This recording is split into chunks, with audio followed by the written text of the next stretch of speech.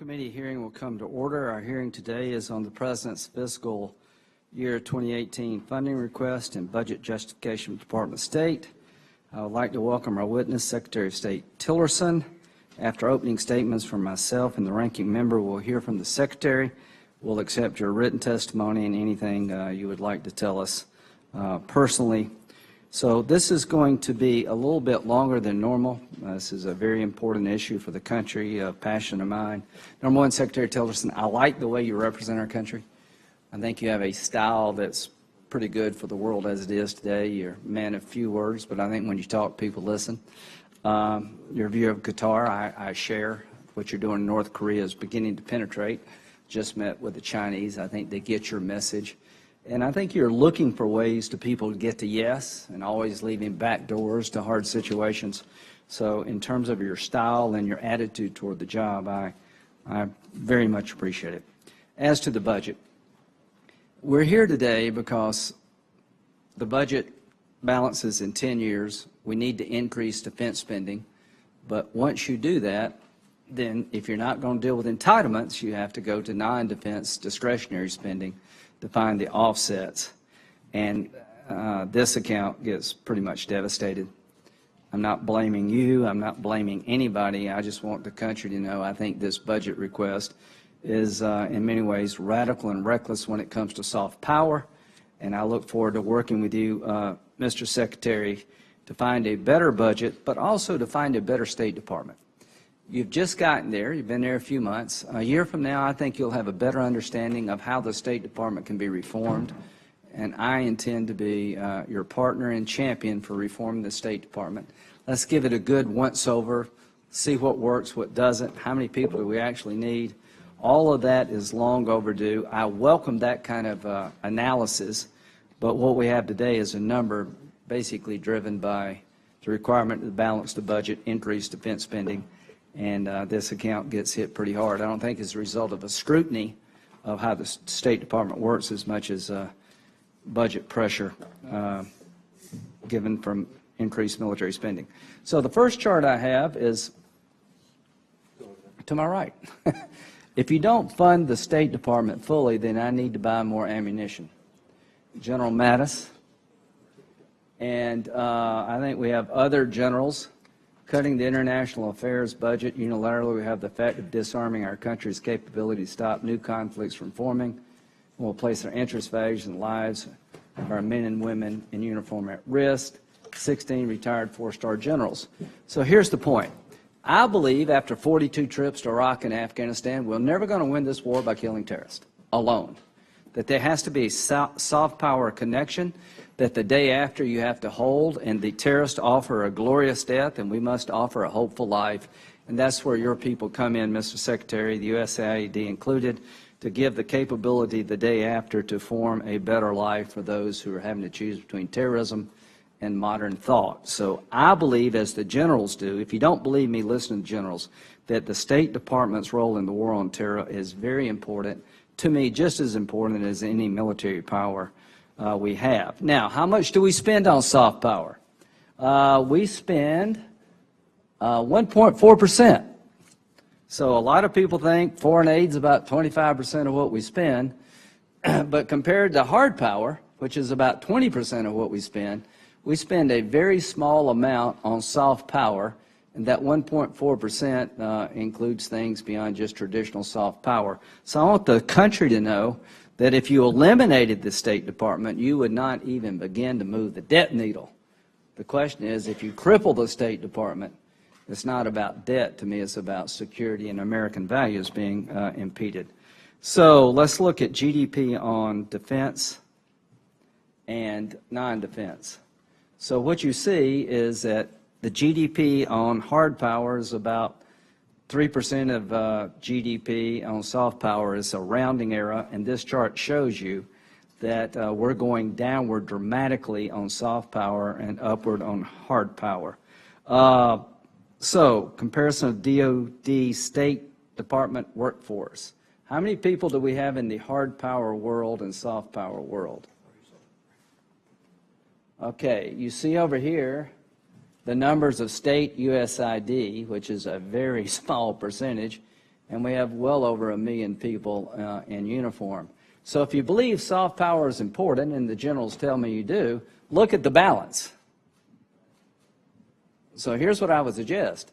We do need more hard power because sequestrations hurt hard power, but you're going to have a hard time convincing me that soft power can stand a 29% cut, and we'll talk about that more. So that's the comparability of the workforce, basically. International affairs budget historically, look here. Look at the big drop in 2018. Plus up in 2017, the world's going to hell in a handcart.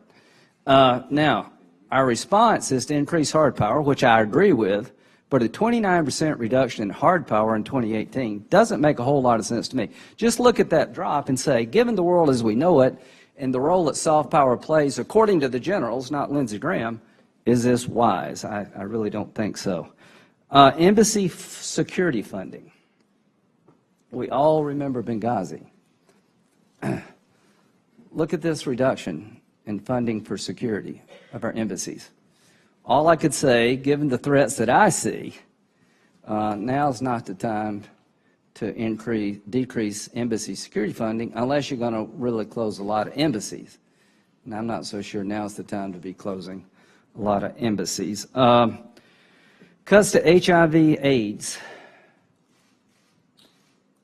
One last thing. Here's what the Benghazi Accountability Review Board told us. It is imperative for the State Department to be mission-driven rather than resource-constrained. So here's the question. The mission of the State Department in the world falling apart, is it greater or smaller? If you think it's greater, then the budget should follow the need, not just some artificial number. All right, let's go to HIV/AIDS. As a Republican, I am proud of President 43 Bush, who came up with a program called PEPFAR, supported by almost every Democrat. President Obama continued this, and as you can see, in the return on the dollar for the PEPFAR program has been absolutely astounding. Millions of young Africans are alive today because of the PEPFAR program. Mother-to-child AIDS transmission has gone down by 75%. Every American taxpayer should be pleased with that your hard-earned dollars went to a continent being consumed by a vicious disease called AIDS, and we're beginning to turn the corner. We're not there yet, but there are 5 countries that are going to be self-sufficient, and this budget cuts it by $1 billion when we're inside the 10-yard line. And I could give you the numbers of what it means to the programs, but there are a lot, hundreds of thousands of people will not be treated because of this budget cut. I think it's just a penny wise and a pound foolish. Humanitarian assistance. There are currently 65.3 million people forcibly displaced worldwide. That's the highest level in modern history. Now, what role does the State Department play in this? 20 million people are currently at risk of famine. So you have famine and you have man-made wars and disasters. Look what we're doing with assistance. We're cutting it at a time when disaster assistance needs are at an all-time high. The President's FY 2018 budget cuts international disaster assistance and food aid by $3.4 billion, 77% below the 2017 numbers. The terrorists love this. The terrorists hate the idea that America shows up with some food and education. From a terrorist point of view, this is really a recruiting tool. From an American point of view, we got to fix this problem, because if we cut back, other people will follow. And you're going to pay now or pay later? You're going to deal with these people now while they can still be helped, or wind up killing them later when the young people become terrorists. So got a real problem with that one. Georgia, not my neighbor, Georgia, the country. For the record, I like the people in Georgia. Georgia is fighting in Afghanistan without any caveats. They're one of the few countries that go to Afghanistan to partner with our soldiers and do whatever we ask them to do. They've died in fairly large numbers. They have absolutely no restrictions on their force to help us win a war in Afghanistan we can't afford to lose. Their neighbor is a pretty bad hombre, the Russians. I'm not going to bore you with telling you about what Russia's been doing to their friends in the region, particularly Georgia, but it's not good. What signal are we sending to Georgia when we cut their assistance 66% at a time when Russia's on the prowl and we need more help in Afghanistan, not less? This just really is the wrong message to our friends, and certainly the wrong message to Russia. I am at a loss of why we would cut aid to Georgia, given what Russia is doing in the region now, and I'm at loss of why we'd want to send this signal to a people who are sending their troops to Afghanistan without any conditions. Sri Lanka, small place.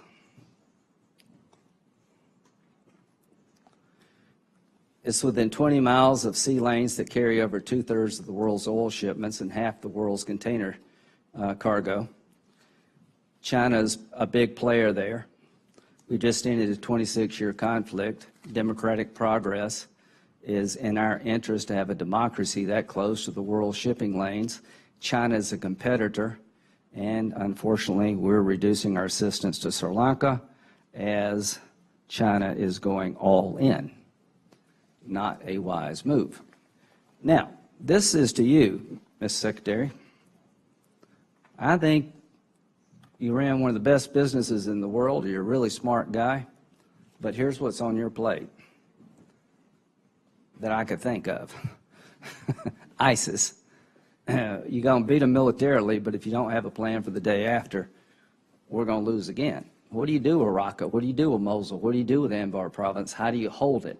So defeating ISIS permanently has to have a hold and build strategy. That's where USAID and all your really smart people come into play. Qatar. If you read the op-ed piece today from the UAE ambassador, things are not going well. You got Qatar right from our point of view. You got 10,000 airmen and soldiers there. For God's sakes, we can't let this get out of hand. So you're going to be pretty busy with Qatar. Russia. Don't have time to talk about what's on your plate with Russia. It's just a lot. Syria. If we can ever find a way to end the war, it will be in Geneva, and you'll be at the table trying to find a way to put Syria back together to make sure that the war doesn't start again, and Lebanon and Jordan don't fall because of endless war. The resources necessary to repair the damage in Syria makes Iraq look like a walk in the park. And part of those resources will be you and your talented people who will go in there and help the Syrian people deal with the devastation. North Korea. I like what you're doing in North Korea. I don't think we're out of the woods yet. So you're going to be a busy guy. 65 million people displaced on your watch. By the way, the war in Afghanistan, we need more soldiers, and I think the president's going to give the generals what they want, but we also need to make sure that the soldier sacrifice is not forsaken, because you better have a plan to rebuild those areas we've lost from the Taliban once we take it back, or we're going to lose them again. So that's where your people come in. The president said the Iranian nuclear agreement is terrible and he wants to replace it. If you had nothing else to do but that would be a full-time job. Good luck. The Ukraine doesn't seem to be getting better to me. China. I really like what you're doing with China regarding North Korea. I think you're making it real to the Chinese. They better change their game, because President Trump's not going to allow them to get a missile to hit our homeland. And you got a pretty good approach, but China's tough. 20 million people impacted by famine, and they tell me we're going to start the Mideast peace process all over again. You the man. You're going to do all that and cut the budget by 29%. Thank you for coming.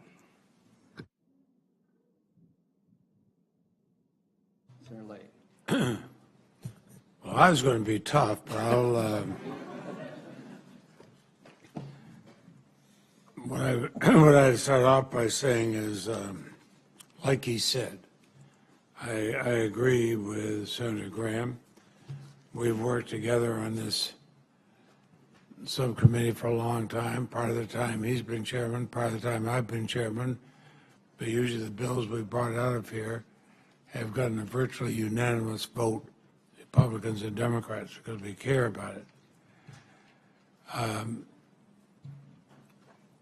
Let me just read a few passages from a May 25th guest column in the New York Times by Colin Powell, who served as chairman of the Joint Chiefs of Staff under President George H.W. Bush and President Clinton and as Secretary of State under President George W. Bush. He wrote, and I quote, "At our best, being a great nation has always meant a commitment to building a better, safer world, not just for ourselves, but for our children and our grandchildren.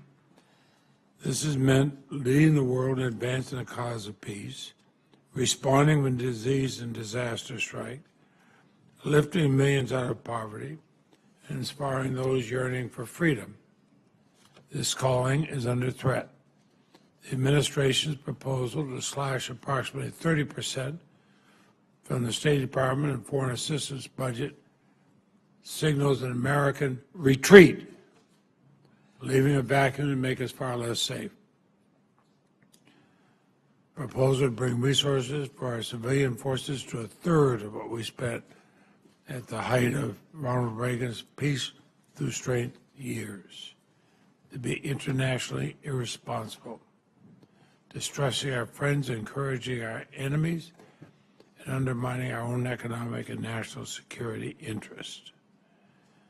The idea that putting American first requires withdrawal from the world is simply wrong-headed." And he goes on to speak of his own experience, that many had thought that the end of the Cold War would allow us to retreat. Well, it isn't. Do we really want to slash the State Department and the USAID at such a perilous moment? No. What we're saying, when we talk about making America great, what we're talking about, we're stepping aside. We're letting other countries come in, fill the vacuum, and making the United States irrelevant. Well, I like to think that our values are the relevant ones, not other countries. I want to know why you may disagree.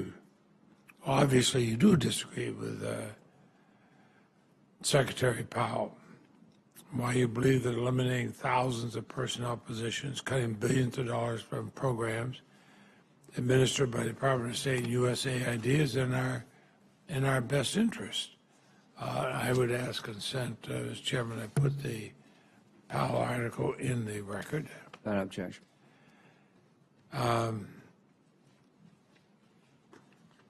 Secretary Powell also said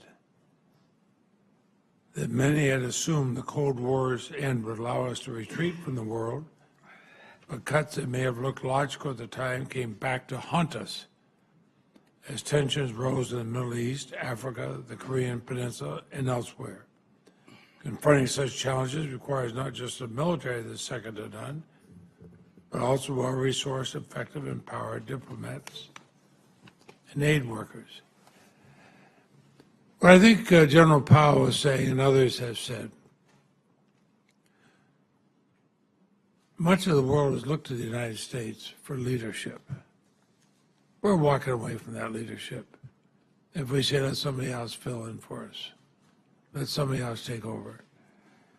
If we go around and talk about, look at the huge amount of money we spend in foreign aid. It's a little over 1% of our budget. On a per capita basis, a lot of countries spend more. Why would we give up that influence? Does that make us safer?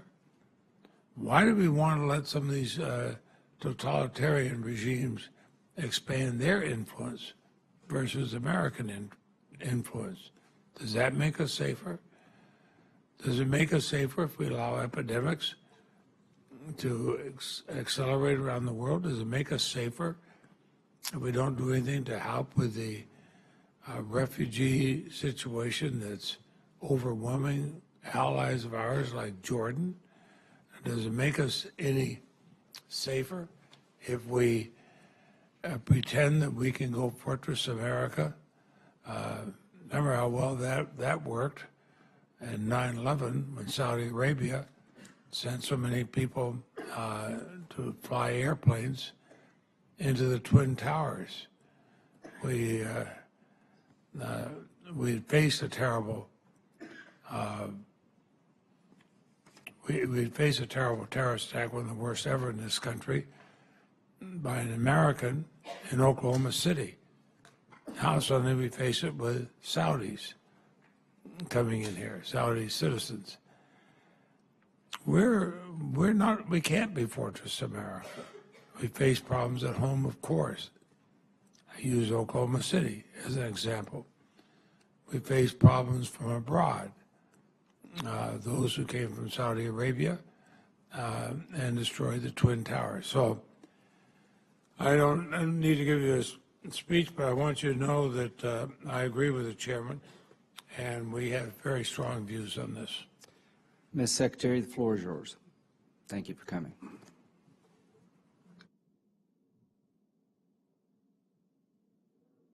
Thank you, Chairman Graham, Ranking Member Leahy, distinguished members of the subcommittee.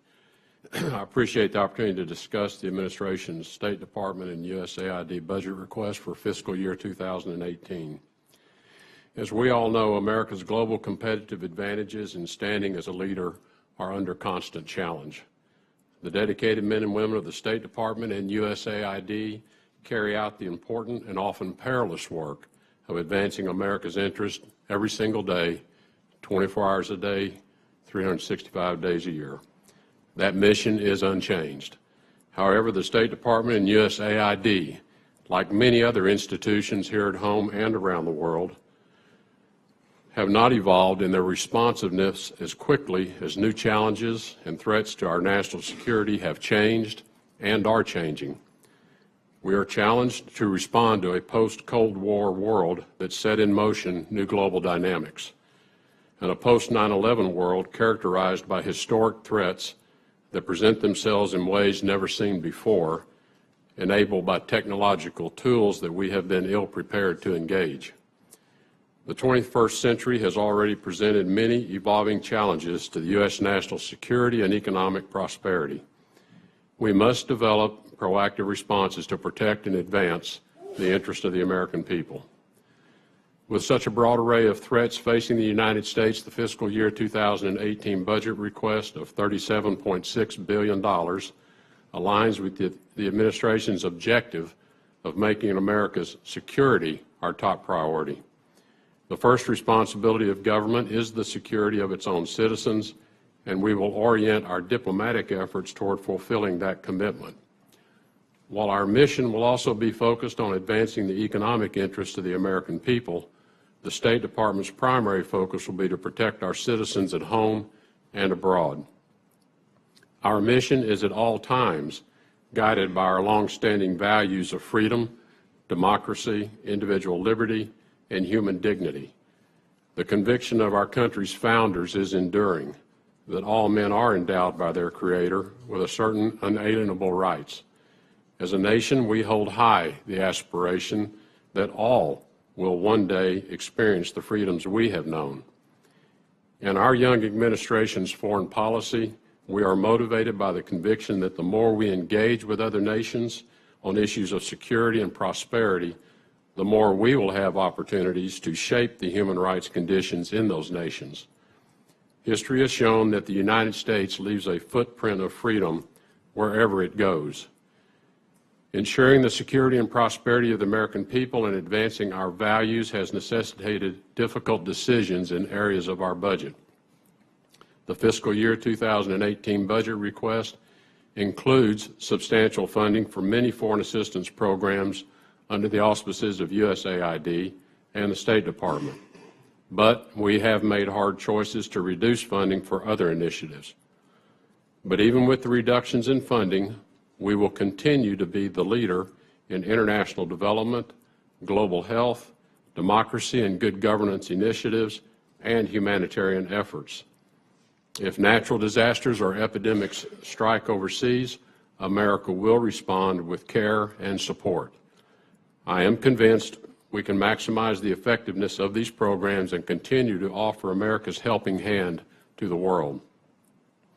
This budget request also reflects a commitment to ensure every tax dollar that is spent is aligned with the Department's and USAID's mission-critical objectives. The request focuses the State Department and USAID's efforts on missions which deliver the greatest value and opportunity of success for the American people. The State Department and USAID budget increased over 60% from fiscal year 2007, reaching an all-time high of $55.6 billion in fiscal year 2017. Recognizing that this rate of increase in funding is not sustainable, the fiscal year 2018 budget request seeks to align the core missions of the State Department with historic funding levels. We believe this budget also represents the interest of the American people, including responsible stewardship of the public's money. I know there is intense interest in prospective State Department and USAID redesign efforts. We have just completed collecting information on our organizational processes and culture through a survey that was made available to every one of our state and USAID colleagues. Over 35,000 surveys were completed, and we also held in-person listening sessions with approximately 300 individuals to obtain their perspective on what we do and how we do it. I met personally with dozens of team members who spoke candidly about their experiences. From this feedback, we have been able to get a clearer overall view of our organization. We have no preconceived outcomes, and our discussions of the goals, priorities, and direction of the State Department and USAID are not token exercises. The principles of our listening sessions and subsequent evaluation of our organization are the same as those which I stated in my confirmation hearing for foreign policy. We will see the world for what it is, be honest with ourselves and the American people, follow the facts where they lead us, and hold ourselves and others accountable. We are still analyzing the feedback we received, and we expect to release the findings of the survey soon. From all of this, one thing is certain. I am listening to what my people tell me are the challenges facing them and how we can produce a more efficient and effective State Department and USAID. And we will work as a team and with the Congress to improve both organizations. Throughout my career, I have never believed, nor have I experienced, that the level of funding devoted to a goal is the most important factor in achieving it. Our budget will never determine our ability to be effective. Our people will. My colleagues at the State Department and USAID are a deep source of inspiration, and their patriotism, professionalism, and willingness to make sacrifices for our country are our greatest resource.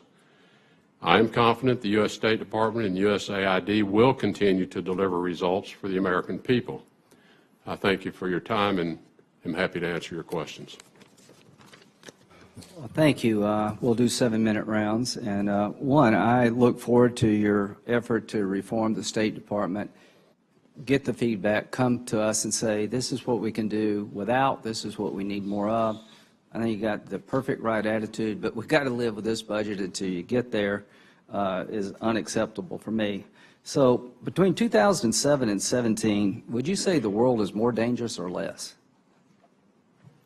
The world is changing, yeah, and it is in a very difficult place today. Right. So if we've been spending more in the last 10 years, there's probably a good reason. And I would say that increasing military defense spending by 10% is absolutely long overdue. Do you support the President's budget to increase hard power by 10%?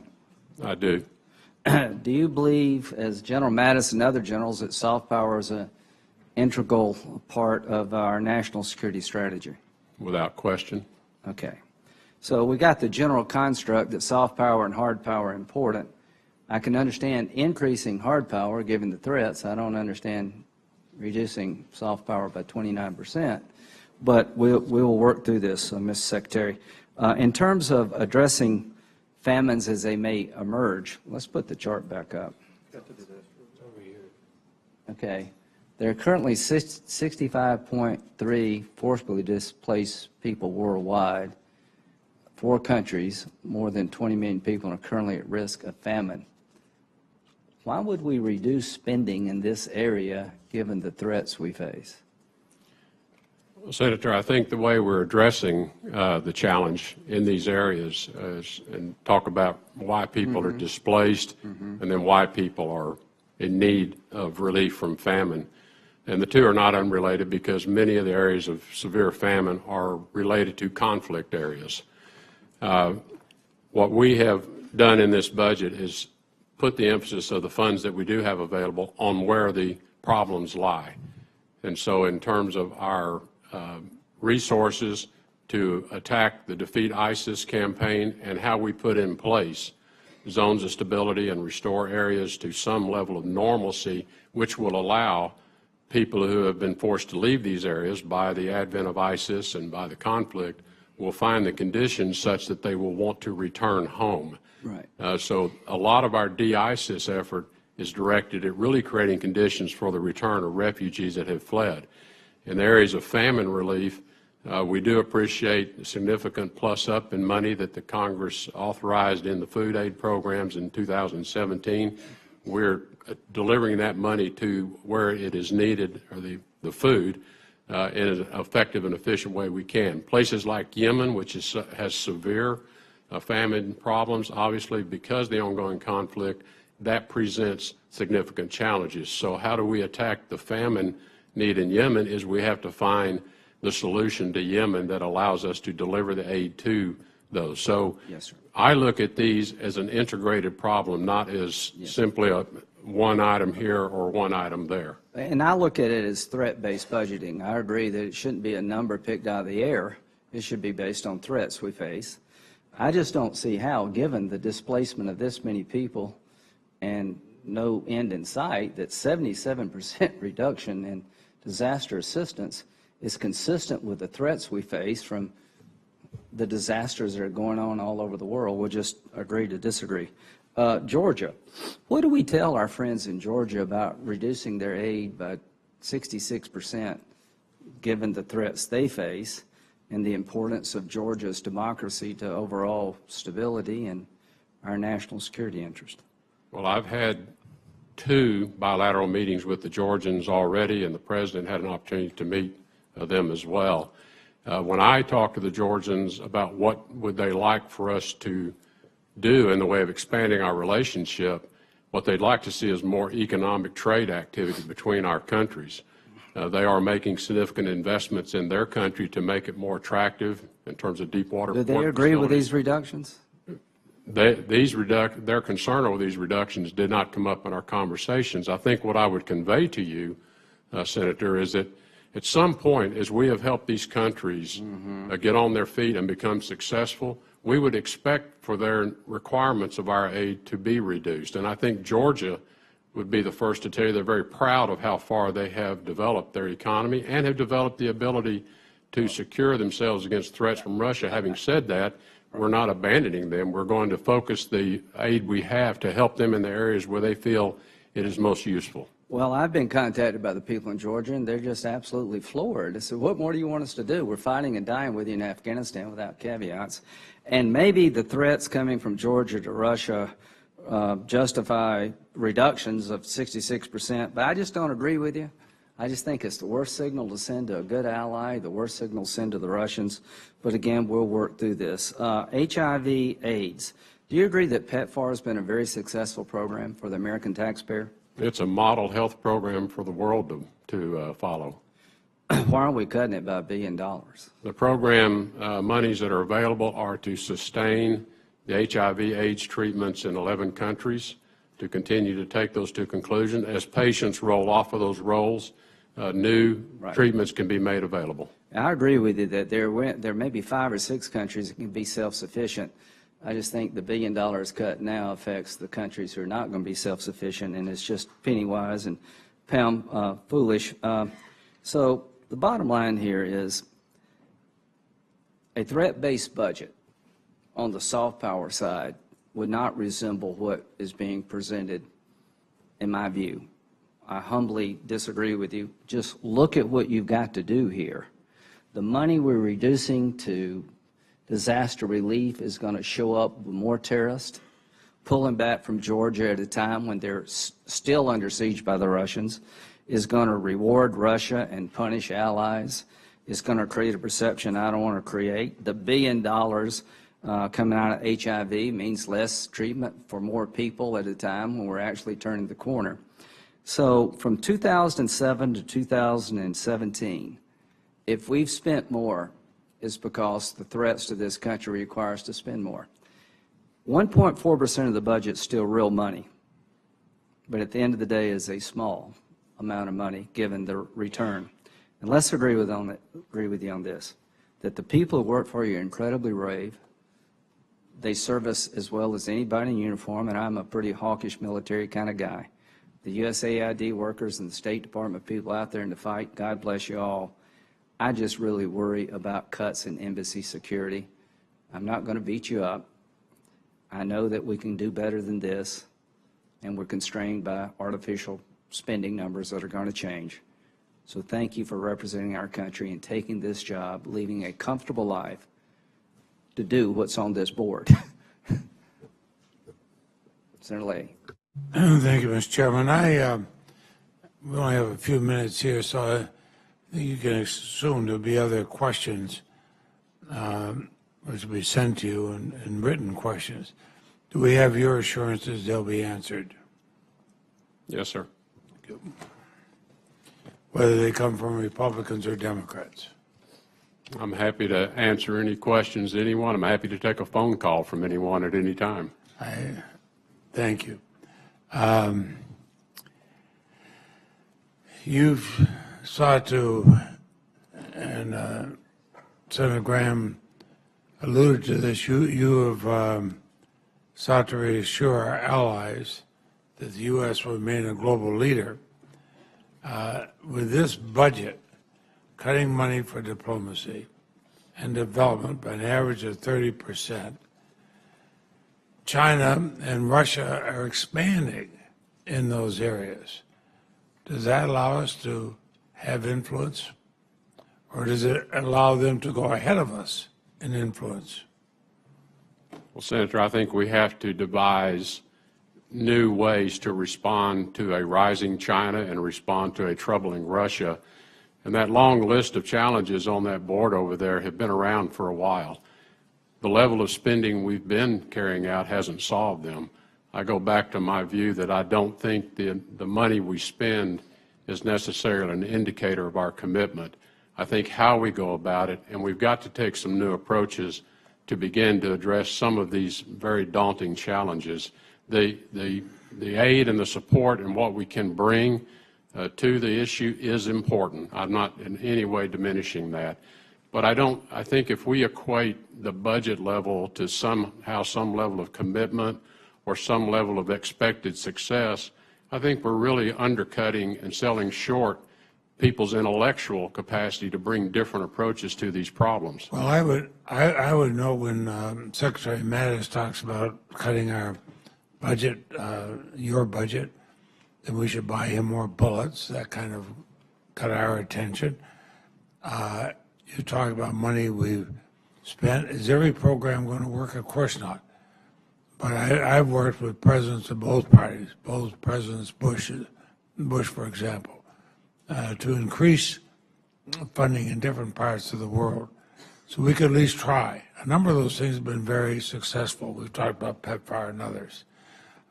The War Victims Fund has been very successful. A number of these things have allowed us to be.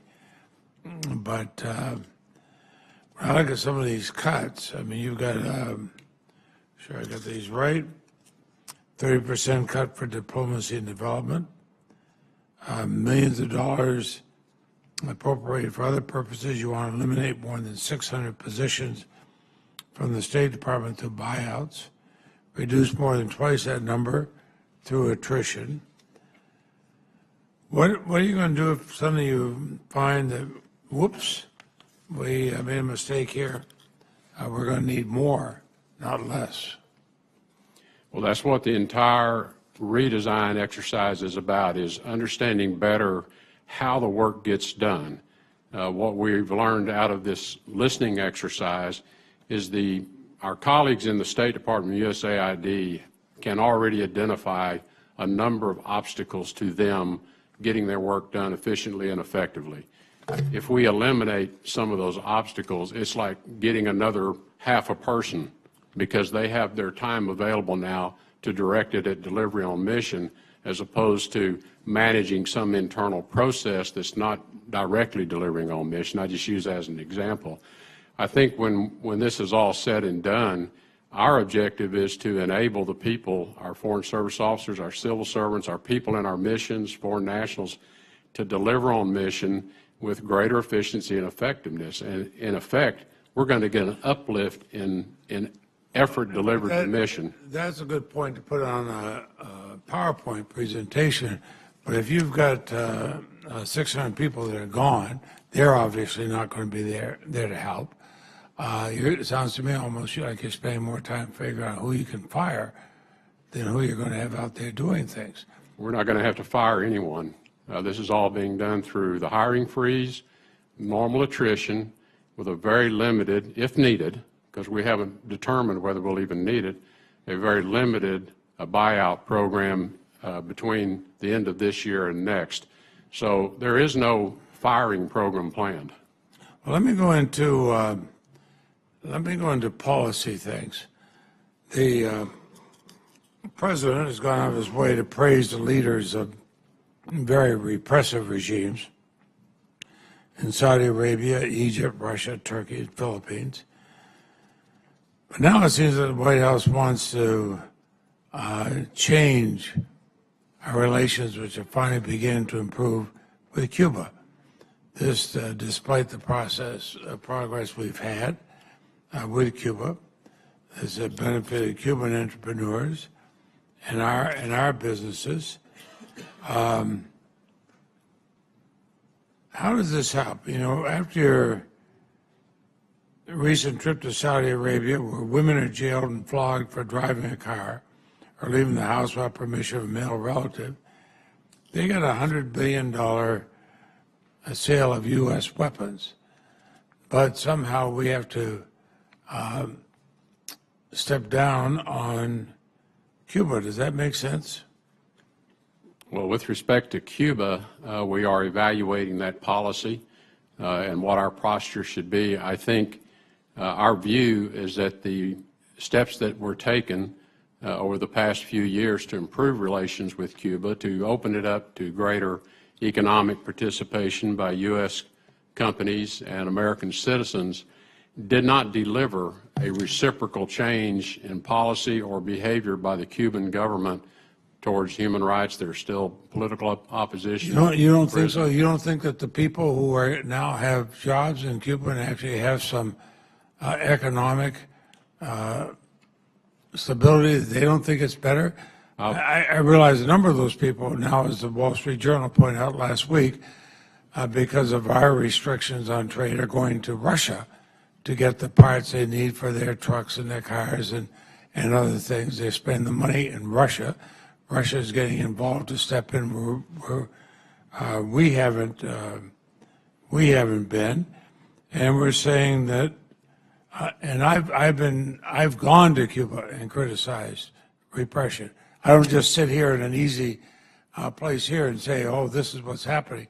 I've actually gone there, but you know, we have our president go to Saudi Arabia to do a sword dance. We actually have some Americans that might want to learn to go the salsa dance in Cuba. And I don't mean that to be quite as flip as it might sound. The fact is,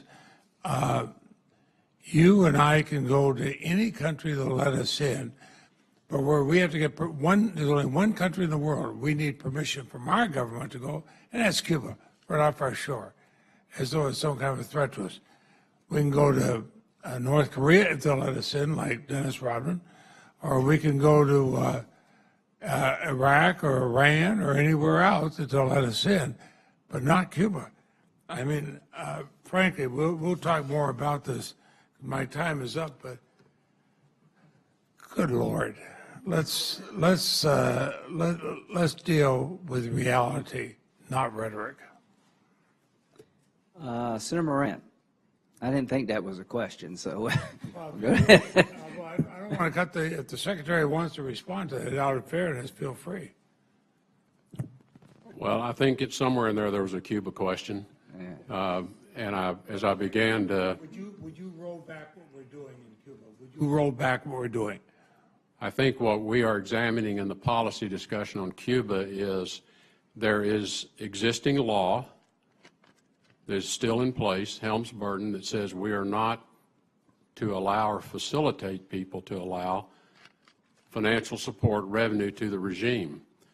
As the process to open up Cuba has unfolded, it is our view that that is happening. If Cuban people are able to conduct business activities with Americans and others, and there's no revenue directly in terms of ownership in these entities back to the regime, then we think that's great. But we have a law existing today that we feel has to be respected, because that law was intended to put pressure on the regime to address these oppressive issues that they still have. If the Congress doesn't want that pressure to be continued, then certainly the law can be revisited. But our view is we're looking at what were the tools that were there to deal with all the four corners of Cuba's behavior and our relationship with them. There are some things that we and Cuba could do together probably quite productively, and we're interested in engaging with them. But we can't take that just in isolation. And so the policy review is looking at all aspects of this. Senator Moran. Thank you, Mr. Chairman. Mr. Secretary, thank you for joining us. Thank you for the conversation that we had earlier this week. I want to focus, at least initially, on security of our diplomats and the facilities around the globe in which they work. The budget sees a decrease in worldwide security protection account of about $562 million from last year. Is there, first of all, I would say I heard you in response, I think, to Senator Leahy, indicate that we can't judge our priorities necessarily by the levels of spending. I think that's an indicator, but I think the point you make is there's other components that determine whether or not we will be successful. I assume that I know it's the shared goal that every person who works for the State Department who represents the United States around the globe has a safe environment, as safe as we can provide to them. So my question is, in this case, what has changed, or what will we do different that means that our State Department employees' safety is not diminished? Well, you are correct, Senator. We've made the safety of not just our State Department employees, but Americans broadly our highest priority, certainly as it relates to our embassy presence, our consular office presence, and our missions around the world. If you examine the security elements of the budget, our budget for diplomatic security is actually up 11% year on year. Where we have reductions has to do with some of the construction, the buildings, part of the budget for embassies and other facilities. Part of that we'll manage with some multi-year commitments across 17 to 18. And some of this has to do with just our ability to move projects along promptly. We are clearly committed to the Benghazi ARB recommendations, and I'm monitoring those carefully. We have some gaps we need to close. The OIG has helped us identify some of those. We're going to stay on top of those. If there were more funds there, we would simply try to step up more activity on some of the building and maintenance issues. So most of the reduction is in building and maintenance efforts, which we believe are manageable at least through fiscal year 18. Mr. Secretary, thank you. An American citizen who was not safe, whose parents live in Kansas, Michael Sharp, was killed along with another American in the Democratic Republic of the Congo. Last week, Ambassador Haley called on the UN to investigate the murders of those two individuals. Would you find it appropriate to join Ambassador Haley in insisting that the perpetrators be determined, the facts be discovered, and we do everything we can to see that justice is met? We have already done that through our diplomatic mission in the Democratic Republic of Congo and have called for a full investigation. To the extent we are able to gain information in their investigation, we certainly will make that available to you. But yes, we have called for that as well. And what's the response of the government? Have they cooperated? Is there results that... My understanding is investigations are underway. what an investigation in the Democratic Republic of Congo may entail versus the way we carry out law enforcement is something we're trying to at least monitor and make sure we're asking all of the right questions. The investigatory role is being carried on by the Democratic Republic of Congo, This is not by anyone representing the United States. We've not, I would say, been able to put in place independent investigatory authority there with the Democratic Republic of Congo at this time. We're working with them. One of the concerns I have with this budget is that we don't operate in a vacuum. As I talk to our military leaders, certainly terrorism is on their list of worries. Senator Graham gave you a long list, but our military officers often tell me that Russia is our greatest challenge. Others, certainly all of them, will include China on the list of concerns for our country's role in the world. Investment in the State Department's programs, when they're reduced, gives other countries the opportunity to advance their causes if we leave any gap unfilled. And so I would ask you, with this budget, what would you expect to occur in regard to particularly China, but also Russia, and their ability to increase their influence around the globe, which in my view is to the detriment of the United States and its well-being. China just last month pledged $124 billion for a new global infrastructure program. We are reducing USAID missions and eliminating economic development assistance to 37 countries around the globe. And it's the issue, in addition to me, is in addition to the humanitarian, the rightness of the cause, is that others will take advantage of our absence. Well, we are already seeing that happening, particularly in Southeast Asia, but in parts of Africa and elsewhere, particularly as to the rise of China.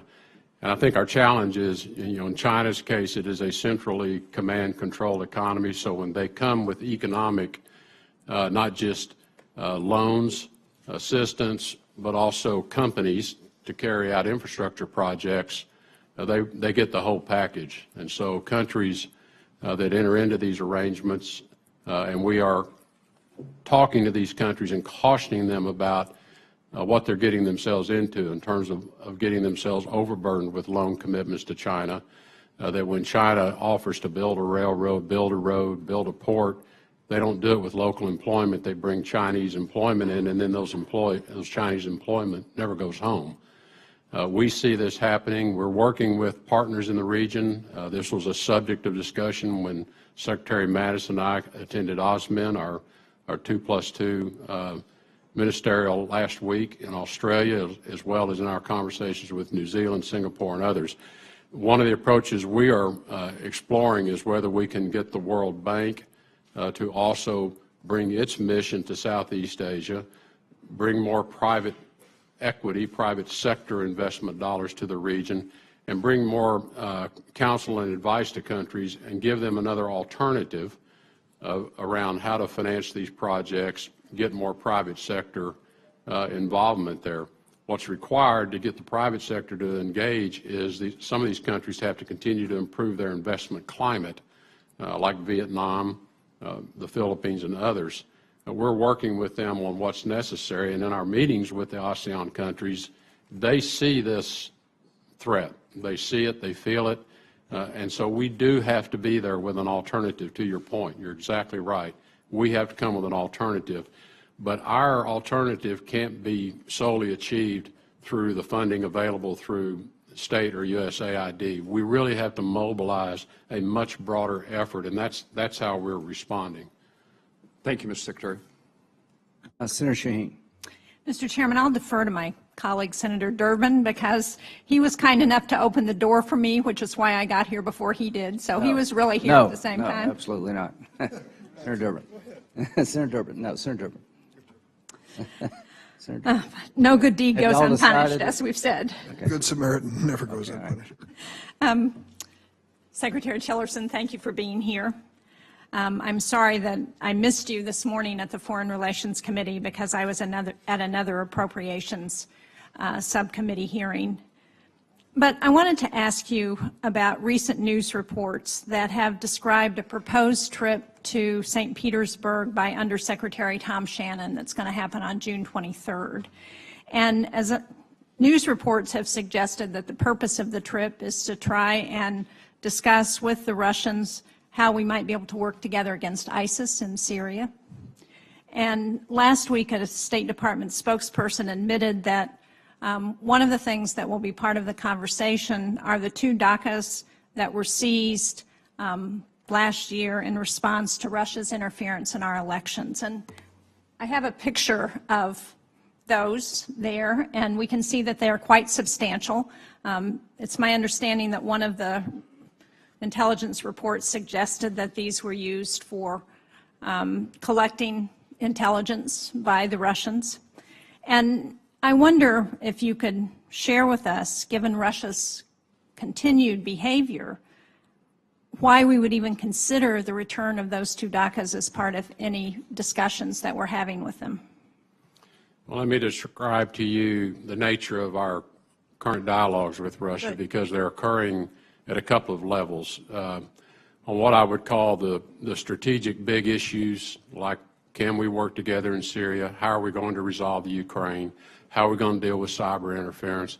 Those are being today conducted at my level with my counterpart, the foreign minister, and on occasion with access to the Kremlin. What we have agreed to do, there is a long list of what the Russians call them irritants, we call them the smalls on our side, a long list of things that have been problematic between both of us for some time, and in some cases they're just getting worse.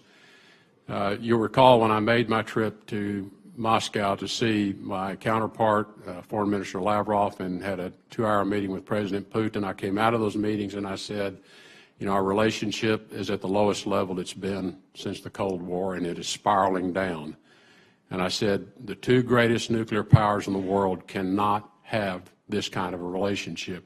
We have to stabilize it, and we have to start finding a way back. So we segmented the big issues from this list of what I call the irritants.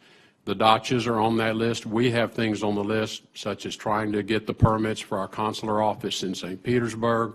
We've got issues with harassment of our embassy employees in Moscow. We have a list of things. They have a list of things.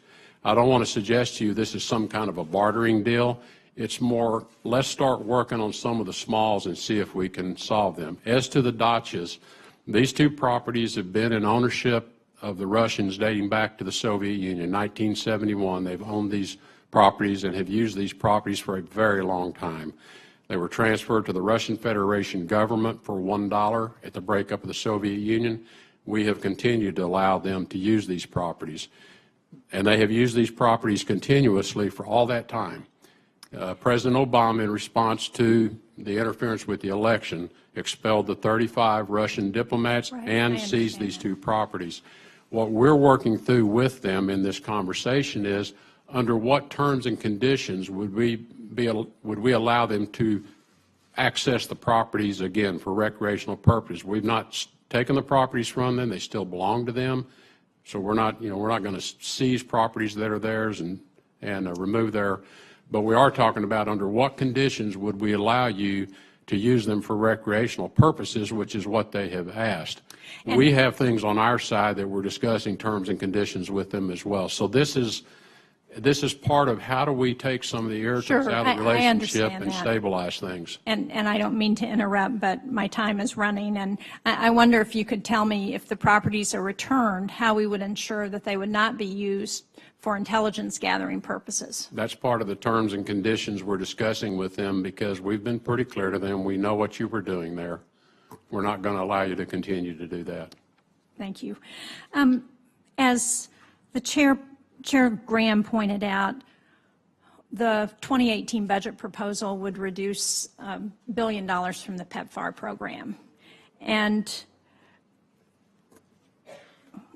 there are other policy decisions that the State Department is making that will have an impact on PEPFAR in addition to the funding reduction.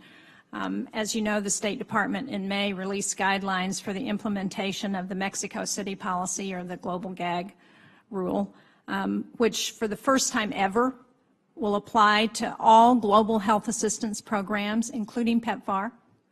Now, study after study has shown that integrating reproductive health and HIV treatment and prevention services into basic primary care services leads to better health outcomes and significant cost savings of foreign dollars.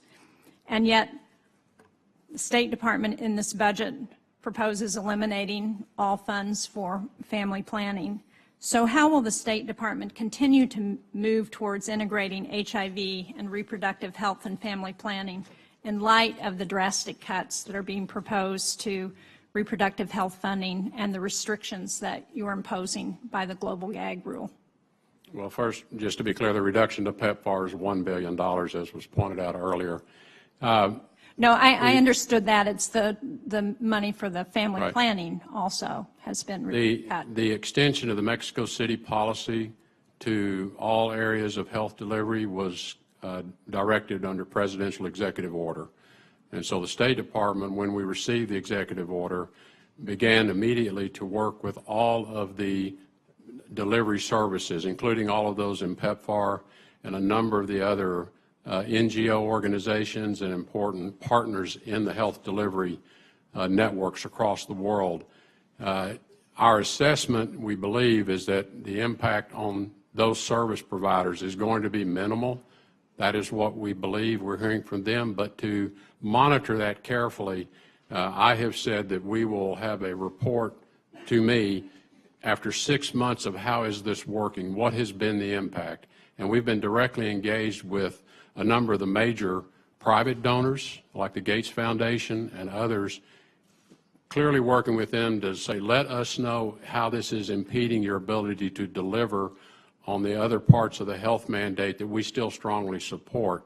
So, you know, we're obligated to implement the presidential executive order. We think we found a way to do that, achieve his directive, but do it in a way that has minimal impact on our ability to deliver and minimal impact on our ability to deliver funding to PEPFAR and other related programs. And we will see how that works after about 6 months of operation. And if I could just follow up, Mr. Chairman, how do you define minimum impact? Because based on information that I've seen from other international sources, losing access to family planning services will result in 2 million more unsafe abortions, 12,000 maternal deaths, and 6 million more unintended pregnancies. So will you factor that in as you're looking at the impact of this policy on the PEPFAR program? We will factor in those elements that are covered by the President's executive order to ensure that we are implementing the order and we are understanding whether it's impacting parts of our health programs that we did not intend by the executive order to impact. So you're comfortable with it impacting women's health in the way I've just defined? That's a question. We will carry it out consistent with the President's executive order. So if certain activities and programs are excluded because of the order, we have to exclude those. Well, Mr. Chairman, I'm certainly not comfortable with that kind of impact on women's health worldwide. Thank you. Duly noted. Senator Bozeman. Thank you, Mr. Chairman, and thank you, Mr. Secretary, for being here, and we do appreciate your service. When I was first elected to Congress, a fellow congressman, somebody who was a great coach, Tom Osborne from Nebraska, one day said, John, if we run the same play 50 times in a row and we don't get good results, we probably need to do something different. And we have done, what he was referring to was Cuba. And we have been doing things a little bit differently lately, and I think getting some result. I'm a little bit disappointed, you know, as we hear that, you know, you all are about to reach a decision that perhaps we're going to push back on some of the reforms that we've made and some of the opportunities. I believe that you change the world through relationships. And also you have to be consistent. I know that we do business with lots of people that are certainly as bad on the human rights fronts as the Cubans. And I could list a whole bunch of them, but I don't think we need to do that. But I think you would agree with that. Can you talk to me a little bit about kind of where we're at with that and how you feel about the path going forward? Well, again, as I indicated earlier, the Cuban policy is under review. In fact, there's an interagency review that's been underway today. I've been up here, so my Deputy Secretary has been participating in that for me. So I don't want to get ahead of the interagency process or tell you I know what the final policy outcomes are going to be. What I described earlier are some of the elements that I know are under discussion within the interagency process. And again, our situation in Cuba, yes, there are many other places around the world that have similar human rights issues that are problematic to us and challenges to others. Cuba has a very long history of statutory obligations placed around it, from Libertad all the way up through the most recent. I think there's 4 laws that govern our relationship with Cuba. As we are examining the situation, we believe it is important that we are not advancing or advocating policies that would put individuals or companies in violation of those laws. If it is the view of the United States that we want to change and redefine that relationship by removing some of these statutory requirements, I think that's a conversation that should happen. I agree that one of the best ways to improve relationships with Cuba and with other countries is through economic activity. It's the strongest way to tie our people together. It delivers value to people in the country. They improve their quality of life. All of that is good. We agree with every bit of it. What we are concerned about is not continuing to support in any way financially a regime which, as best we can tell, has made no change to its posture or its behavior. I think a recent study said that there's $6 billion worth of economic activity, 12,000 jobs. So it is important. I think there's tremendous potential there. But the only place I would disagree is I think you get there by engagement, so. And just so you know, there's no disagreement between us on that. Yes, sir. And I think it's fair. You brought up, that you don't want to violate any laws that are on the books now and things. So, but hopefully we can look at it and work through and continue the engagement that we've got. As an Arkansan, as someone who believes, again, as we talked about, you change the world through engagement. The Fulbright program has been something that we're proud of in the state of Arkansas. We're talking about a 47% overall cut there. I wish that would be something that you'd look at too. I was in Israel and visiting with the I think he was the finance minister from Palestine. This was several years ago. And it turned out that he'd been to summer school at the University of Arkansas, went on and finished up at the University of Texas. So we could laugh about that, the Arkansas, Texas. He knew all that stuff. But those things are so very valuable. Well, we see the Fulbright program as extremely valuable as well. I've had conversations with former Senator Kerry, who's very engaged. Our reduction in the budget, as you know, the Fulbright program also receives private donations. So our 45% cut translates, I think, into about a third reduction for them. We understand it will have an impact. What we want to do is, to the extent we can help in attracting more private donations to support the program, and perhaps begin to attract donations from countries who have benefited from the Fulbright program as well. So it is not in any way an indication of our view of the value of that program.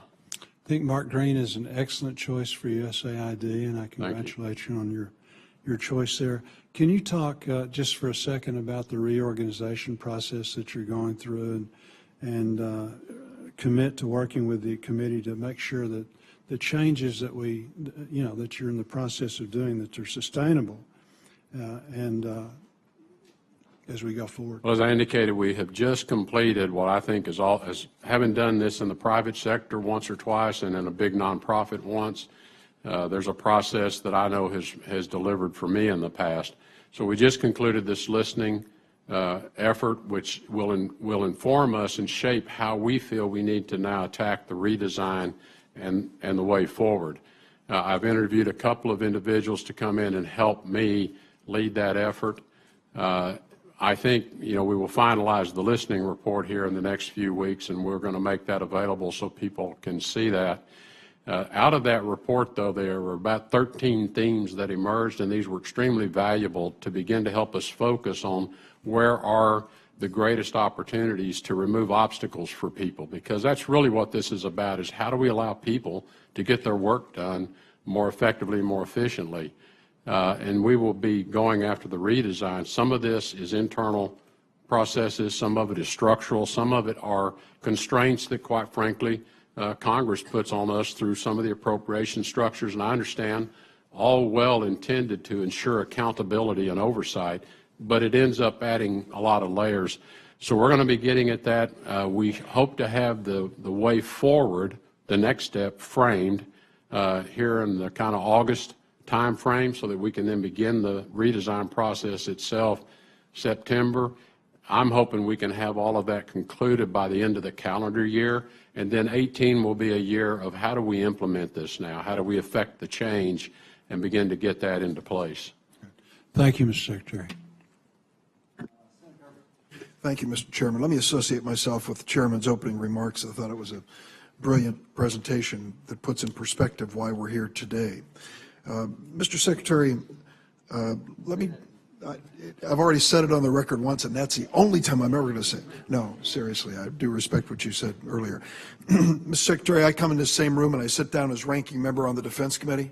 I listen to your explanation of how a 30% cut is not that bad, that money isn't the solution to problems, just need creative people and innovative thinking. I never hear that when we're talking about the defense budget. They always need more money, more and more and more. And yet when it comes to a world that is plagued by famine and the problems that we face, we're just saying we really don't need money to solve problems. It turns out my experience in life is you don't solve a problem by throwing money at it unless the problem is lack of money. And when it comes to the poorest people on earth, it's lack of money, lack of investments in these people and in their lives. And I take a look at some of the things that are being suggested here. I am embarrassed. The policy of this country now when it comes to accepting refugees in the world. Since World War II, we've led the world in accepting refugees from all over Cuba. 3 of our 4 Hispanic senators are from Cuban refugee families. I mean, you go through all of the people that we've absorbed as refugees into this country, and we know the policy of the Trump administration opposes acceptance of refugees. Thank goodness there are heroes in this world like the King of Jordan. Currently, Jordan has absorbed 3 or 4 million refugees in a nation of 7 million people. It is an incredible act of kindness and charity on their part and bravery when you consider the political risk. So what does this budget do to Jordan? This budget cuts by 18% migration and refugee assistance to countries like Jordan. We're not accepting refugees, and we're saying to the countries that are, we're going to cut your funding. Think of a more creative way to feed those refugees, 1.4 million Syrian refugees. It just doesn't work, Mr. Secretary, for us to walk away from our global responsibility and then to hurt those who are accepting much more than others. How would you respond to the King of Jordan and explain why we would cut funds to him at this moment in history? Well, I would take exception to the comment that we're walking away from our responsibilities in that region with all of the men and women in uniform we have fighting and the State Department diplomatic resources we have to get at the reason the refugees are in Jordan. And I would tell you, in working with the region, they all understand. Turkey, Jordan, others understand. We'd like the refugees to stay close to their homes so they can go back. Having them come all the way to the United States may not achieve that. So our approach on the significant problem of refugee migration locally is to solve the problem that allows people to go home. We have already seen some success in the liberation of Mosul and other cities. We hope to replicate that kind of success in Syria, where we have come behind the military quickly when they liberate an area, create a secure zone, restore power and water, restore hospitals, restore schools. We have close to 40,000 children back in school in East Mosul already. People will come back if we create the conditions. So we really want refugees to return. It's not the objective to have Jordan have to house those refugees now and forevermore. Of course it's not, Mr. Secretary, but thank goodness for the King of Jordan, and I hope you feel that way about him too. I certainly While do. we're trying to solve the problem in Syria, and I know Americans are risking their lives in that effort, while we're trying to solve that, this man is trying to make sure that the people, the Syrian refugees, have something to eat, to make sure that they have a place. He told me their biggest problem is water. They don't have enough water to accommodate all these refugees, and we're going to cut the funding? Let me tell you another situation, which I'm sure you're aware of. As you go into the poorest places on earth, what you find, sadly, is a gross mistreatment of little girls and women. It happens over and over again. And so a fellow by the name of George McGovern, who used to sit in this body and was a great leader in our nation before he passed, came up with an idea. He came up with an idea of a school lunch program. And you know who joined him in that idea? Bob Dole. An old alliance and partnership was revived. And here's the idea they had. If we offer a free lunch to kids in the poorest places on earth, we think parents will send their little girls to school. Just basic. That's what they did. The McGovern-Dole school feeding program. And then to add another element to it, they gave the kids a little bag of grain to take home from school. So the parents couldn't wait to get the little girl off to school. What's the difference in the poorest places in the world between an educated and an uneducated little girl? I can tell you what it is. The uneducated little girl will be a slave, probably married off at an early age, probably bearing children long before she should, and maybe those children will survive and maybe they won't, and then we'll have overpopulation problems. But if they finish school, the opposite is the case. And so what did your budget decide to do to this McGovern-Dole school feeding program? You eliminated it. Now, is that going to make for a better world and a safer world? Senator, what we are attempting to do is to marshal forces of others. We are talking to other countries and asking them to do more, to step in to fill in some of the needs that Jordan has in the refugee camps, same in Turkey. So we are using our convening authority to bring to bear other resources as well. These are some of the very difficult choices we made in achieving a budget level that we have put forth in this budget. None of these choices are easy, none of them. There's not a one of them that was not difficult to make. And so I do not take exception to anything you've said and at all, and would agree. So what we are going to attempt to do is see if we can bring other resources to bear to either fill in, mitigate, or perhaps grow out interest of others to address these same issues. So our message to the world is we're stepping back. America's first in stepping back now. We're stepping back by 30% in our expenditures. We're eliminating these programs, and you are welcome to fill in to the rest of the world. That is our message, the America First message. Our message is we're leaning in and asking all of you to step up and do more. I think we're leaning on. We're not leaning in, and we're leaning on the poorest people on earth. Senator Van Hollen.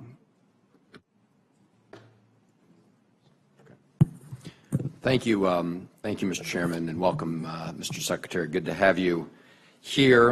And I, too, want to associate myself with the remarks of both the chairman and the ranking member regarding the State Department budget. I do believe that cuts of this magnitude diminish our influence overseas. It will diminish our capacity to accomplish some of our goals. I'm all for creative reforms where the goal is a better operating department rather than trying to hit an arbitrary budget number that was provided to the State Department by OMB and others. There's a big difference between those two things.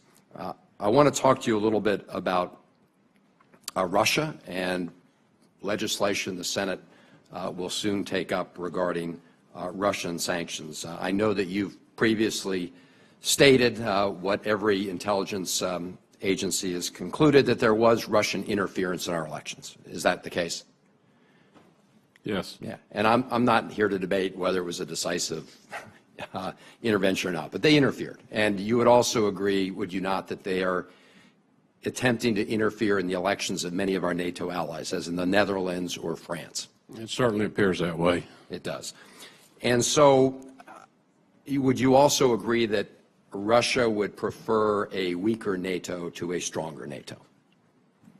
In all likelihood, they would. I think so, too. So I guess my question, Mr. Secretary, is do you agree with Senator Graham and Senator McCain, I think probably a majority of us on this committee on a bipartisan basis, that it's important to take additional actions and sanction Russia to let them know that you cannot interfere in our elections and just get away with it, that the United States is not going to walk away from that kind of attack on our democracy? Isn't that important? Well, it certainly is important, Senator, and I think, you know, one of the challenges is how to structure these sanctions to achieve the desired result. In the case of the current sanctions, as you know, that are in place, were in response to Russia's invasion of Ukraine, taking of Crimea. So Russia understands what has to be done to achieve sanctions relief on the current sanctions. The issue and the outrageous response they should receive for their cyber meddling around elections, so we can put sanctions in place, what do we want from the Russians in order for them to earn sanctions relief? I'm not suggesting we shouldn't do it. I'm just pointing out from a diplomat's perspective some of the challenges. I do think, and I've read the amendment to the Iran sanctions bill, which is where the Russian sanctions are being considered. And I think there are a few problematic areas within those that I would hope would allow the diplomatic efforts to attempt to make some progress. If we cannot make progress, and I have told others in the Senate when I've had conversations with them, I may very well be calling you and saying, you know, the time has come now to do this in order to motivate some movement on their part. So I understand and am supportive of having that kind of ability. I think the question is, given where we are, and we don't know yet whether these efforts we have in place are going to bear fruit. Ultimately, it's going to take a little time. But as I said earlier, I think it is important that we address the situation and the relationship we have today, which I do not believe is in the interest of the United States nor the interest of stability in the world. And we can either deteriorate it further or we can try to stabilize and improve it. And right now, this is an effort that is in progress. No, I understand, Mr. Secretary, and I think all of us would like to see, the Russians take the actions that indicate to us that they want to be a constructive international player. But as you know, the first challenge when you're tackling a problem is to get the other side to admit that they've engaged in this kind of activity. And have they indicated to you in any of these conversations, have they admitted they interfered in our elections in any of your conversations? I think their position and their explanation of it is pretty public, and I've heard nothing any different. Well, that's right. And so, I mean, now we're in a position where they haven't even admitted it, right? You've got Vladimir Putin talking about maybe some private citizens in Russia, played hanky-panky. We know that's not true. We know it was a concerted effort. We've seen it not only in the United States, but with our NATO allies. And so to even be talking about providing them access to the compound on the eastern shore of Maryland, my state, or others, instead of leaning forward and saying, here's what we're going to do unless, number one, you admit what you did, and number two, you're going to provide us verifiable assurances that it won't happen again, it seems to me we gotta lean in on that issue. Let me ask you a budget-related question with respect to the verification of the Iran agreement. We're also going to be discussing legislation related to that agreement because on April 18th, the administration certified to the Congress that Iran was, in fact, in compliance of the current agreement. Isn't that right? That's correct. And you would agree, would you not, that it's in our national security interest to make sure we have in place the ability to verify Iranian compliance with the agreement? Yes, it is, but I would also tell you under that agreement, it's a pretty low bar. Well, I would beg to differ, but I think what we should agree on, Mr. Secretary, is that the IAEA, which monitors that agreement, should have the resources to do it. Would you agree with that? Certainly. Okay. Well, part of your budget, calls for a 27% reduction to the contributions to international organizations. And those mandatory contributions, many of them go to fund the IAEA, which has indicated that they need those resources to verify Iranian compliance with the nuclear agreement. So can you tell us today that the United States will ensure that we provide our share of the funds necessary to make sure that they can verify compliance with that agreement? Yeah, the cuts to the international organizations budget, which, as you mentioned, touches on a number of organizations, UN, World Health, IAEA. How we would distribute those is under a continued discussion with the bureaus and those agencies so that we have as best an understanding as we have as to how that would affect them. But it is our intention that the IAEA have all the resources it needs to carry out its responsibilities on the compliance side of the JCPOA. I appreciate that commitment, Mr. Secretary. I think that's important to all of us. Senator Coons. Thank you, Chairman Graham. Thank you, Secretary Tillerson, for your service and the chance to be with you again today. I'm struck at the list that the chairman put up and the detailed and thorough presentation he made about the unsettled and dangerous and difficult world in which we currently operate, and the gap with your written presentation and spoken presentation. I see here Russian aggression and conflict in Ukraine relatively prominent, and I did not see that in your written testimony, your spoken testimony, and I'm concerned about that gap in the context of an era when we know that Russia, from the very highest levels, intentionally interfered in our last presidential elections, and in my view, that's only going to stop when we stop it. And I understand we may have a difference of approach to how to engage Vladimir Putin in Russia, but I have a concern about the message we're sending to our vital allies. I am haunted by a question asked of me by an Eastern European diplomat at the Halifax Security Forum not long after the inauguration, where he said, "How can we count on you to defend our democracy when we don't see you defending your own democracy?" In your confirmation hearing, you acknowledged Russia's ongoing efforts to divide Europe from the United States and to divide NATO and the EU within. And we discussed how you would lead the resources of the State Department to counter Russian propaganda through tools like Radio Free Europe, and how you would invest in strengthening our vital allies in the region, whether NATO or, as has been mentioned, countries like Georgia or Ukraine that are not NATO members. If I understand this right, your FY18 request for Europe and Eurasia is nearly cut in half from FY16 by about $450 million. What is the strategy behind decreasing support for our partners and allies in the region in the face of a clear and growing Russian threat to their democracies and ours? Well, first, let me position the situation with Russia for you so that you understand what I am hearing from allies, partners, large and small. And this is without exception. I have yet to have a bilateral, a one-on-one, a pull-aside with a single counterpart in any country in Europe, the Middle East, even Southeast Asia that has not said to me, please address your relationship with Russia. It has to be improved. They believe worsening this relationship will ultimately worsen their situation. So people have been imploring me to engage and try to improve the situation. So now that was our approach anyway, but I would just tell you the feedback I'm getting is please engage and see if you can improve the situation. With respect to the tools available to us, we do maintain particular emphasis on the countries that we see in Europe that are most at risk of Russian interference in Eastern Europe. We would like to do more in the Baltics and in the Balkans. If we had a little more, we'd do a little more there. But we've not walked away from those.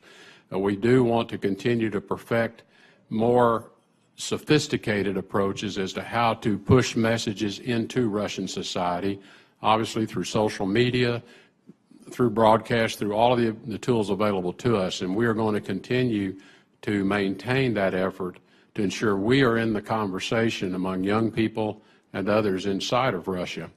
But this, I understand other countries are concerned about Russia. They should be. And I hear about it when I talk to them about how they feel the direct threat, whether they're in the Baltics, whether they're in the Balkans, whether they're in Georgia, or whether they're in other parts of the world as well. So they express that to me, but then when we talk about what should be done, they want us to solve it through engagement. They do not want it to get worse, because if it gets worse, they fear it will be worse for them. Well, Mr. Secretary, I appreciate hearing that perspective, and we have many of the same conversations, just with a different endpoint. Southeast Asia, Eastern Europe, in the North Atlantic Alliance, I hear grave concerns that the signals we are sending are signals of retreat and of disengagement. Partly this is from countries, as was mentioned by the chairman, a country like Jordan that critically depends on us for support as they bear the burden and costs of a great number of refugees. In other places, it's where either China is being ascendant or aggressive in the South China Sea or in the face of North Korea, or in Eastern Europe, as you mentioned. In terms of an overall budget that is trying to defend American interests and advance American values, I don't see how it makes sense in an increasingly difficult and contested world to unilaterally withdraw support from vital allies who have chosen us and our values and our side in a contest of ideas with Russia, China, and others. Let me mention two other things before I run out of time. As has been mentioned by others, we have people-to-people programs like the Fulbright scholarships that have had a big positive impact and that elevate the reputation we enjoy in the world. Africa is a very young continent, a very large continent where China's omnipresent. The Young African Leaders Initiative is a relatively modest in-scope program that has had a big impact. I thought it was, again, not the choice I would have made to cut all the educational and cultural exchange programs in half, and YALI would be one of them. I hope you will reconsider that, because I think these are powerful programs that connect us to parts of the world where we benefit from a positive relationship and from, as you said, that next generation of leaders. Power Africa is also something that we, on a bipartisan basis, authorized through the Electrify Africa Act. It is a way for us to bring the deployment of private sector capital and American expertise to sub-Saharan Africa. Your budget proposal allocates an 84% cut from the FY16 enacted level for this. There are a dozen other programs I could talk about that I think reduce the visibility and the scope and the reach of our investment through diplomacy and development. Those are two I just wanted to elevate in our conversation today. Let me close just by quoting an editorial that I thought made an important point. A senator said in this editorial, "To view foreign policy as simply transactional is more dangerous than its proponents realize. Depriving the oppressed of a beacon of hope could lose us the world we have built and thrived in." This is, of course, by Senator McCain. It was written on May 8th. I'd ask for unanimous consent to be submitted for the record.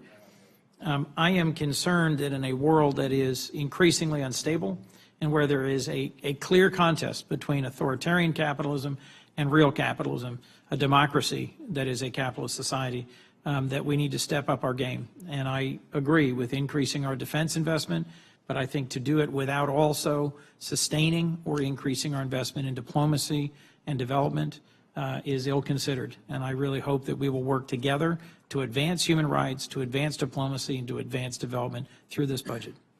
Thank you, Mr. Chairman. Thank you. Senator Daines. Thank you, Mr. Chairman. Secretary Tillerson, thank you for your service to our country. Thank you for coming before this committee today. 2 months ago, I led a bicameral congressional delegation to China and Japan. In fact, it was just after President Xi was in Florida.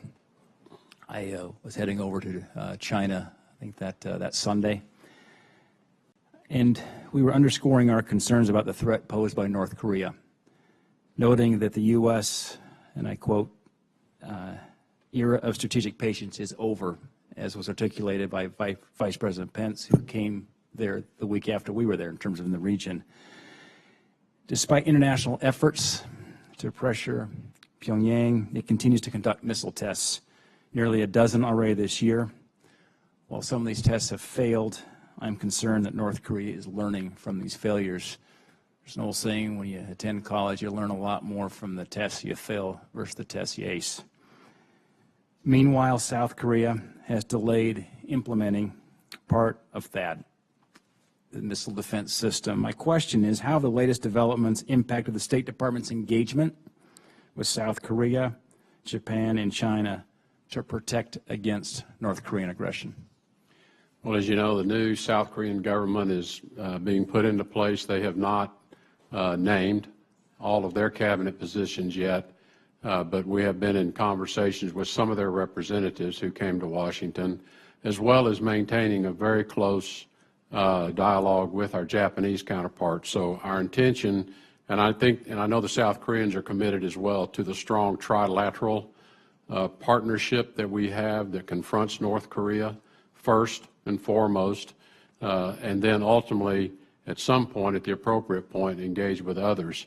But the pressure campaign that we've had underway now for a few weeks, which involves obviously a requirement that China in particular participate in a meaningful way, we believe is beginning to have some effect. It is difficult, obviously, to judge precisely because we do not have great transparency and visibility inside the regime in North Korea.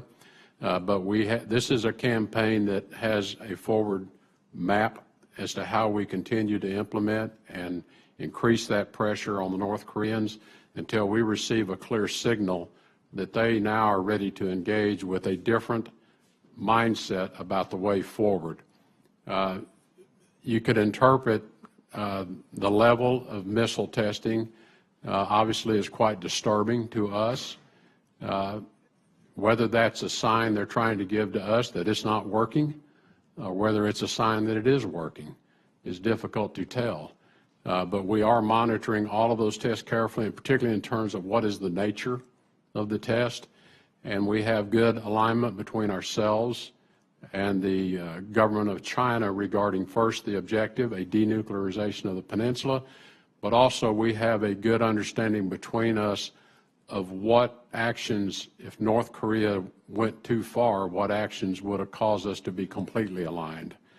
So we have further high-level dialogue with the Chinese coming up this next week, Secretary Mattis and myself, because we want to work this both at the diplomatic level but also at the mill-to-mill level. It's important that we manage the risk of this quite carefully with full and open channels of communication with the Chinese.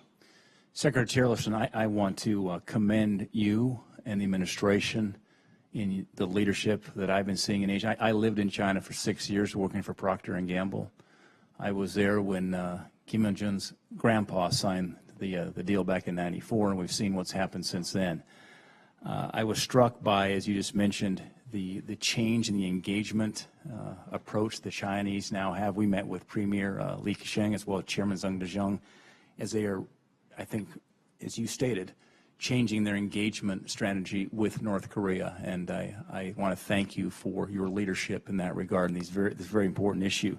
Similarly, I had feedback from the leadership in Japan with Prime Minister Abe and his team that our relationship with Japan has never been better in some time. And the media doesn't report this kind of news, but I saw it firsthand, and I want to thank you for your steady hand of leadership in this important area of the world. Last week there was a press report that indicated that Russian trade with North Korea increased by more than 70% in the first 2 months of this year. Can you provide additional details on this development, and what impact does this have on our North Korea strategy? We do need Russia's cooperation and participation. We have spoken directly to them. I spoke directly to President Putin on the need for them to join us in China in the pressure campaign on North Korea. We do see and monitor Russian movements of fuel, petroleum products. They are opening a new ferry transport system between Vladivostok and North Korea, which is troubling. So we're continuing the dialogue with them. I think we're making some progress. If you noticed in the last UN Security Council resolution that was passed with, it was passed with unanimous approval. The Russians supported that resolution, which imposed more sanctions on individuals and entities. In years past, we would never have hoped that they would vote for it. They might have abstained. So I think the Russians, too, are beginning to understand the threat that North Korea poses to them, because if there's a problem regionally, they will feel the effects of that. So I think they are also beginning to recalculate their posture towards North Korea. So speaking of the Russian threat, I'm going to go to the other side of the world. A few weeks ago, I visited Norway. In fact, we were at Hammerfest, Norway. I was with Chairman Murkowski of the Energy Committee, as well as Secretary Zinke and Senator Cornyn, Senator Barrasso, Senator Heitkamp. While I was there, I toured one of the world's most efficient liquefied natural gas facilities. They also have on-site carbon capture capability. Many European countries still depend on LNG from Russia. I was struck by the fact there are actually 13 European countries that rely on Russia for over 75% of their annual LNG imports. So the facility that we saw, such as one in Norway, the only one in Europe, combined with U.S. LNG exports, can be important to reduce Russia's ability to use its energy policy to intimidate Europe. The question is, what's the State Department doing, and what more can we do as part of a whole-of-government approach to help Europe become less dependent on Russia for their energy needs? Well, just to clarify, Europe receives 70% of its natural gas supply, but it comes by way of pipeline to Europe because there are extensive historic pipelines that have been there for decades. And Russia is now pursuing the expansion of a second pipeline called Nord Stream 2 that would connect to Germany. We have encouraged European countries and the EU to at least subject that pipeline to the full rigors of their regulatory process, and have suggested to them it's not in their long-term energy security interest to become more dependent on Russian natural gas, and have pointed out that the U.S. has an abundance of natural gas and facilities now to ship LNG to Europe. So we are promoting the notion that Europe needs to really think about its total energy balance and its energy security and recognize how dependent they remain on Russia. So we are having those kinds of dialogue with them. All right. Thank you, Secretary Tillerson. Senator Murphy. Thank you very much, Mr. Chairman. I know it's been a very long day, Mr. Secretary. Thank you for sticking with us in both committee processes. We had a vote on the floor of the Senate earlier today on a small portion of the proposed arms sales to Saudi Arabia. It was a close vote, close in part because I think there is a worry that while there's clearly a military strategy to assist the Saudis in their bombing campaign inside Yemen, that there is not a political component to the strategy. I think you answered a question that Senator Young posed earlier today about putting pressure on the Saudis to allow humanitarian resources to flow more freely into the country, a country that is ravaged by famine and cholera today. But I wonder if you might speak to a little bit more in depth about the lack of a political process. Secretary Kerry was very deeply personally engaged in trying to bring the Iranian-backed Houthis together with the Saudi-backed regime. He was unsuccessful, but he got very close. And the sense is that this administration and your Department of State is not engaged in that political process, is not actively trying to get the two sides to sit at the table. And part of our worry is that the strategy now is to escalate the military conflict as a means of trying to bring the Houthis to the table under circumstances in which they are weaker, which might exacerbate the military conflict. So just explain to me, or I'd love for you to talk to the committee about your views on how the U.S. re-engages the political process inside Yemen. Well, thank you, Senator, and you are right on the issue. Let me dispel the notion that we're not engaged. I lived in Yemen for 2.5 years, and so I know a number of the people pretty well. We are engaged with, really, it's the Emiratis, the Saudis, and ourselves, with the Omanis participating as well, and the UN. We've had 2 or 3 meetings now to talk about the way forward, including discussions with the UN representative in this. We are pursuing the political solution, but this involves more than just the Saudis and the Houthis. It's a little more complicated than that, and I think that's why past efforts may have failed, was there was not a recognition of all of the equities that were involved inside of Yemen. I want to be careful about going too far because some of this is at a very sensitive stage, and we're not talking about it publicly yet, but we are working diligently with those parties to put together a way forward to begin to advance a political solution. The focus on the port of Hodeidah is critical because it is the port of entry where we could begin to deliver massive amounts of humanitarian assistance. It is controlled today by the Houthis.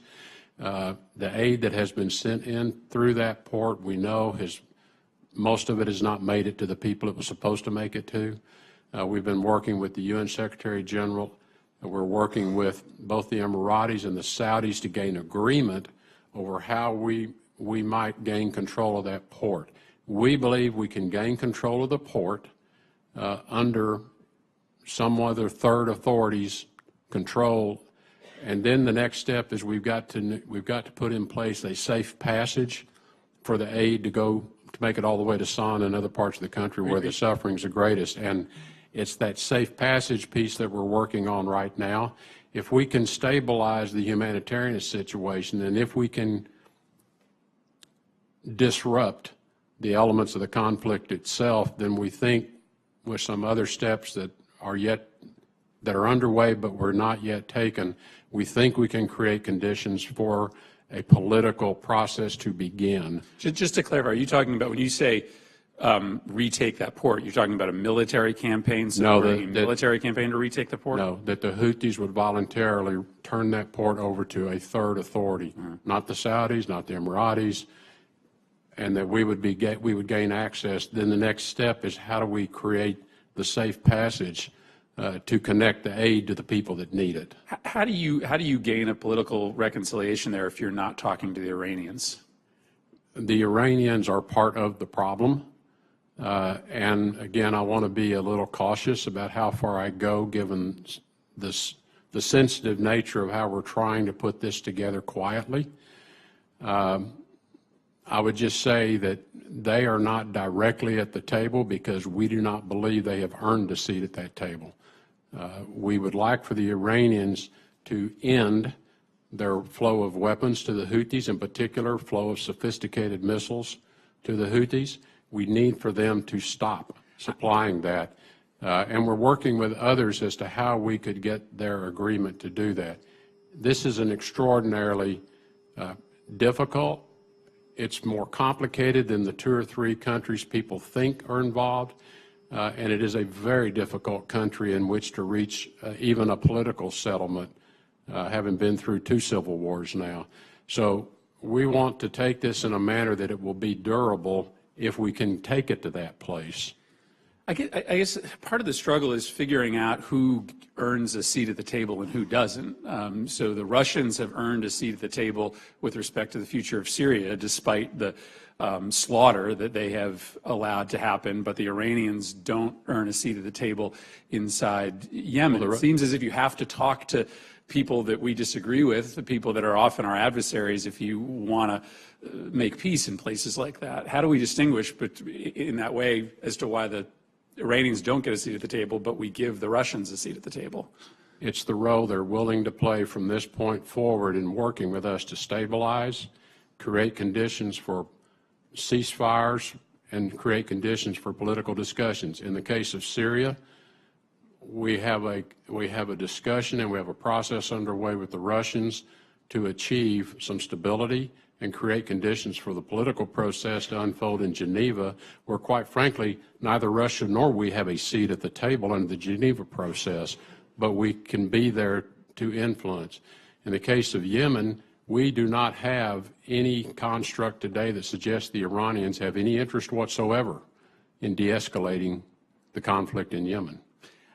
I I hope you'll talk to the folks, I'm sure you have, who were subject to the negotiations last year. They were very close to an agreement. I don't think you can ever categorize the Iranians as being constructive, but we were not far away. I think it's worthwhile to engage in direct negotiation. I don't think there's any way around it if you ultimately want to bring political resolution to that place. I understand people had their own assessments at the time. Thank you, Senator Murphy. Well, we made it. I think you acquitted yourself very well, Ms. Secretary. I appreciate you coming to the committee. We have some requests pending to the State Department. If you could get us an answer reasonably soon, we'd appreciate it. We have 6 outside witnesses' testimony we'd like to make part of the record. A letter from the GAO, 3 letters from the family that lost a loved one in Mali, Admiral Mullen's op-ed piece, and Sri Lankan ambassador about the cuts to his budget. Just wrap it up. You've been very generous with your time. I'm excited about your review of the State Department. You're listening and taking action to make it a more efficient place. You're right, just throwing money at a problem is never going to solve it. I think your business background is unique here, but also your engagement in the world. You know a lot of these countries because you live there and you've done business. So I think you're going to be a good representative for us, and I'm excited about that. This budget, I think, is just driven by an arbitrary number. Not, it comes out of OMB, but it basically is a result of increasing military spending and can't deal with entitlements, so you got to do what you got to do. It's more of a shoot and aim budget. I'm looking forward to your review, then we can make more sense of it rather than just shooting and aiming later. Threat-based is the way to go. You're dead right. It's just not about the money we spend, but a threat-based budget, and reform is absolutely essential. On the defense side, we've reformed retirement, and that was tough. It was prospective, but it's going to save money. It's going to be fair to the soldiers and military members, but it's a real reform. We're going to cost-plus contracts have been replaced by fixed-price contracts. That's been a hell of a fight, but it's going to save money. We're taking people out of the headquarters units and putting them out in the field because we got too top-heavy. We've done all that and still going to increase the defense budget by 10%, because after you do all those reforms, the world is so dangerous, and the military's been hurt for the last few years through sequestration, that even after all those reforms, you just need more soldiers out there in the fight. They need better equipment. They need more modern equipment. They need to deter war, and they need to win the wars that we're in. Soft power. As I understand the need for increased hard power, I do not understand how you can cut soft power by 29%. I'm looking forward to reform the State Department, but I just don't believe a 29% reduction is ever going to make sense given the threats we face. I think this budget will cost influence. We're going to lose influence. It's going to put lives at risk, and it will be seen as a retreat. So that's why I can't support it. But I will support you in your efforts to bring about a new, modern State Department, listen to how we can do better with our allies. I don't mind asking people for more money. I really don't. Count me in and fill in those gaps. But given our role in the world, I think the cuts that we're talking about here, we're sacrificing influence at a time we need more. We're turning back on programs that have worked pretty well at a time when a little more will get us over the finish line. And I don't want to retreat from the world right now. The last 8 years before you got in town was pretty tough. Nobody trusted us. Everybody thought we were taking a back seat, and good luck. Leading from behind did not work. I want to compliment you and the President for getting out and about, increasing military spending. You got a hands-on approach to almost every conflict in the world, and I left out Yemen. Any Secretary of State having to deal with 3 or 4 of these problems would have a load. Here's my goal, is to lighten your load. Just try to find out a way to save money, but also achieve the purpose of soft power, which is protect America. And I look forward to working with you. You'll find no better friend than this committee to reform the State Department. But we cannot sit on the sidelines and watch the State Department be seen as retreating at a time when we need more soft power, not less. God bless you. The subcommittee stands in recess until the call of the chair.